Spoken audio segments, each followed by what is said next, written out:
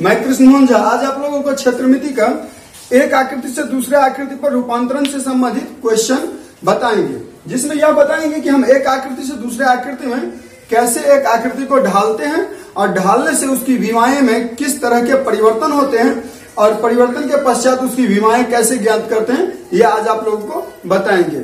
या तो एक ठोस आकृति से दूसरे ठोस आकृति में आप परिवर्तन कर सकते हैं या एक ही आकृति को दूसरे साइज की आकृति में बदल सकते हैं। इसी से संबंधित आज हम क्वेश्चन क्लास 10th के बीटीसी एनसीईआरटी का जो बुक है उसी से ये क्वेश्चन लिए हैं। कुल 4 प्रश्न लिए हैं, जैसे कि आप बोर्ड पे देख सकते हैं। पहला क्वेश्चन देखिए, दिया हुआ है 4.2 सेंटीमीटर त्रिज्या वाले एक गोले को 6 सेंटीमीटर त्रिज्या वाले बेलन के रूप में ढाला जाता है, तो बेलन का आयतन ज्ञात करें। एक मिनट, यहाँ आप देख लीजिए, बेलन का ऊंचाई ज्ञात करें होगा, बेलन का ऊंचाई ज्ञात करें, बेलन का आयतन नहीं ऊंचाई ज्ञात करना है। तो देखिए सिंपल है क्या कि पहले है क्या, गोला है और फिर उसे किस रूप में ढाला जाता है, बेलन के रूप में ढाला जाता है। तो जब भी एक आकृति से दूसरे आकृति में, एक ठोस आकृति को जब दूसरे ठोस आकृति में बदलते हैं तो उसका केवल आयतन बदलता है। आप ये ध्यान रखिएगा, आयतन बदलता है। तो किसका आयतन, गोले का आयतन बदल जाएगा किसके आयतन के रूप में, बेलन के आयतन के रूप में। तो आप यहां पे लिखिएगा गोले का आयतन बराबर बेलन का आयतन,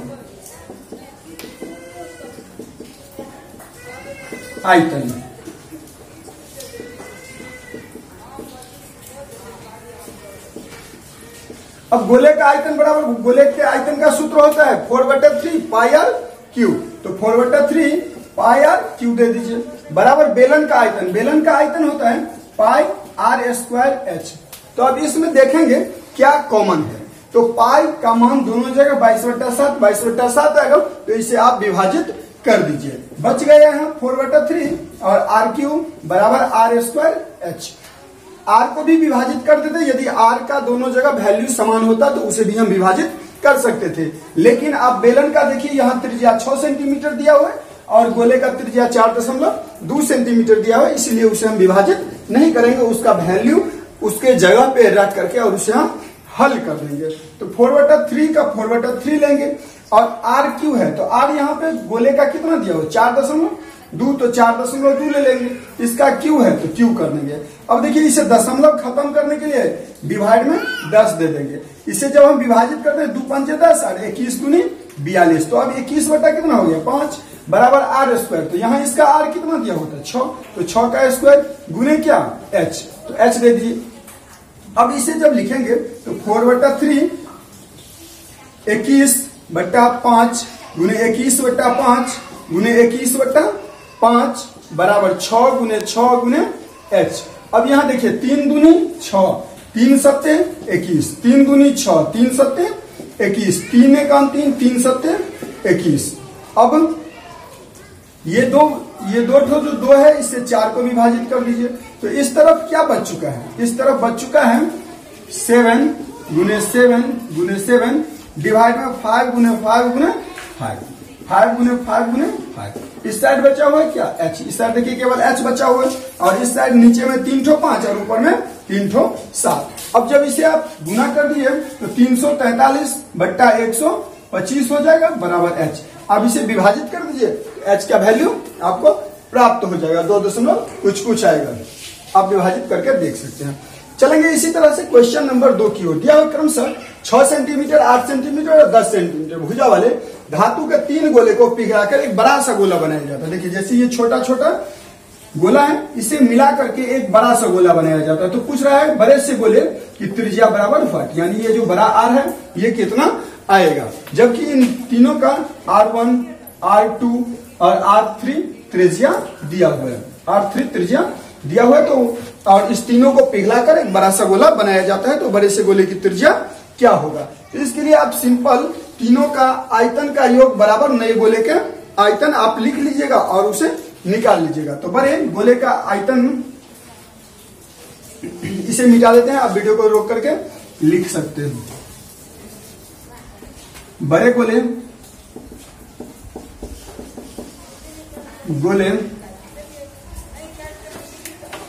की त्रिज्या बराबर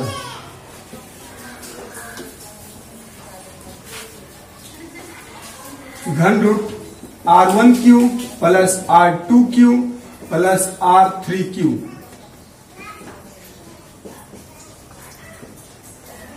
अब यहां R1Q, R2Q और R3Q, तो R1 का वैल्यू कितना है 6, तो 6 का स्क्वायर सॉरी Q प्लस 8 का Q प्लस 10 का Q।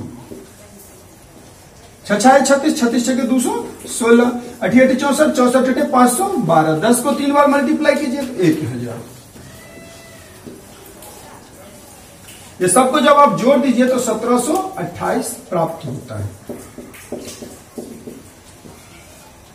घन रूट 1728, 1728 को जब आप अभाज्य गुणनखंड में ले जाएंगे तो 12 गुने 12 गुने 12 आता है। अब घन रूट से घन को यदि खत्म कर दीजिएगा तो त्रिज्या कितना आ जाएगा 12 सेंटीमीटर। तो अब नए घन की त्रिज्या जो होगा वो कितना हो जाएगा 12 सेंटीमीटर।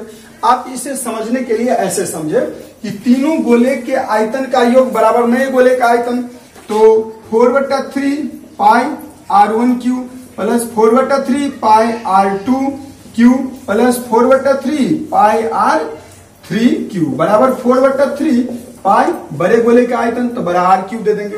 अब तीनों जगह देखिए 4/3 पाई 4/3 पाई 4/3 पाई तीनों जगह था, तो 4/3 पाई कॉमन लीजिए, तो यहाँ R1Q plus R2Q plus R3Q बराबर 4/3 पाई बड़ा R, इस तरह से हो गया। अब इससे इसे विभाजित कर दिए, तो यहाँ इस side R1Q plus R2Q plus R3Q बराबर बड़ा R हो गया। अब यहां से जैसे ही हम घन हटाएंगे तो इस पे क्या हो जाएगा घन रूट हो जाएगा।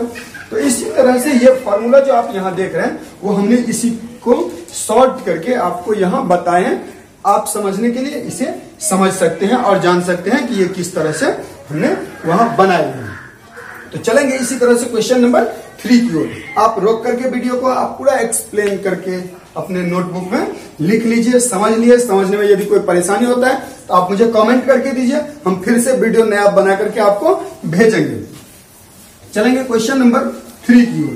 दिया हुआ मॉडल बनाने वाली मिट्टी से ऊंचाई 24 सेंटीमीटर आधार त्रिज्या 6 सेंटीमीटर वाला एक मॉडल बनाया। एक बच्चे ने उसे गोले के रूप में बदल दिया, यानी कुम्हार जो मिट्टी का बर्तन बनाता है, मॉडल बनाता है, वो मिट्टी से एक मूर्ति किसी तरह का मॉडल के रूप में, शंकु के रूप का एक मॉडल तैयार किया।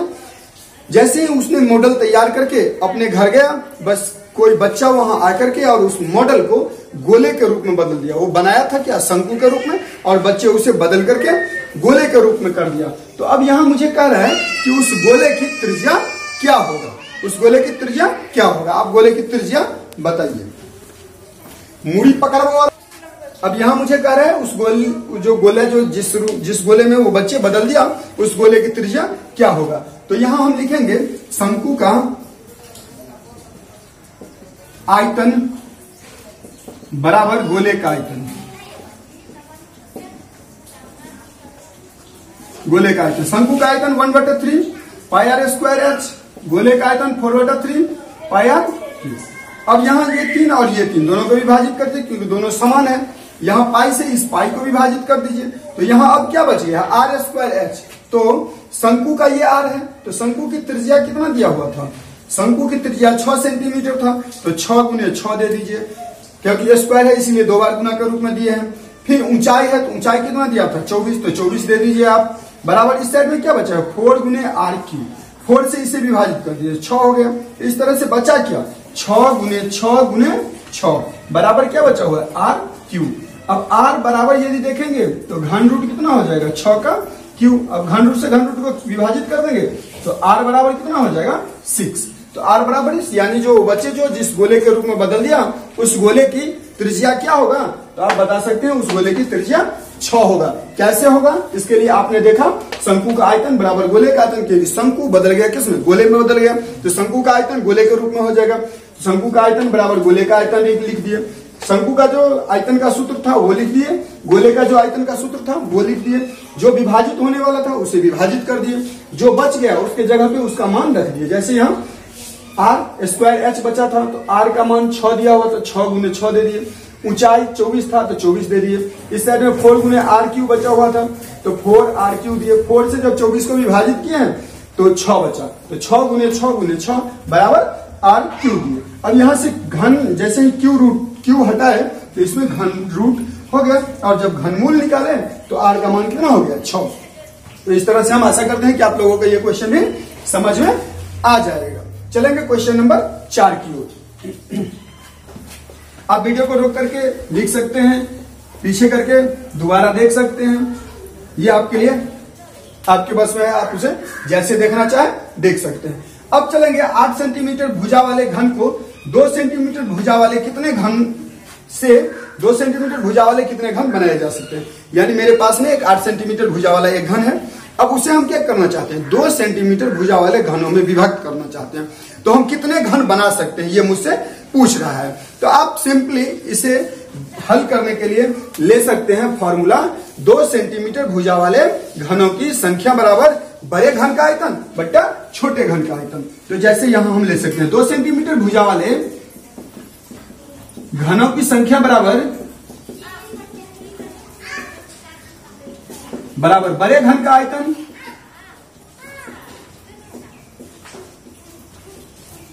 बट्टा छोटे घन का आयतन।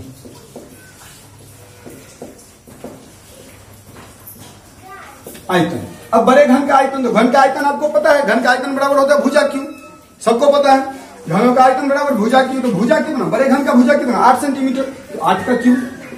छोटे घन का आयतन तो 2 का क्यू। अब 8 का क्यूब 3 बार पावर 3 है तो 3 बार गुना के रूप में लिखेंगे 8 गुने 8 गुने 8, 2 गुने 2 गुने 2। अब 3 ठो 2 से 1 ठो 8 को विभाजित कर दिए, 2 चौका 8, 2 दूनी 4, 2 1 2, तो बच गया है कितना 2 ठो 8 ऊपर में 8 8 64। यानी आप 2 सेंटीमीटर भुजा वाले 64 घनों में विभक्त कर सकते हैं। इस तरह से ये चारों प्रश्न जो आज आपको दिए हैं, शायद आशा हम कर रहे हैं कि आपके सिलेबस के लिए बहुत ही अच्छा क्वेश्चन है, क्योंकि इस तरह का क्वेश्चन आपको ऑब्जेक्टिव में भी पूछता है और सब्जेक्टिव में भी पूछता है। ये क्वेश्चन केवल उस बच्चों के लिए नहीं है जो केवल क्लास 10th में हैं, उन बच्चों के लिए भी है जो रेलवे का तैयारी कर रहे हैं, एसएससी का तैयारी कर रहे हैं, जिसके सिलेबस में मेंसुरेशन है, उसके लिए भी ये क्वेश्चन बेहद उपयोगी है। आप इस वीडियो को पूरा देख लिए, कैसा लगा, यदि अच्छा लगा हो तो चैनल को सब्सक्राइब एवं वीडियो को लाइक करें। यदि इस तरह के वीडियो की जरूरत आपके दोस्तों को भी हो तो आप उसे भी शेयर कर सकते हैं। आज के लिए बस इतना ही, धन्यवाद।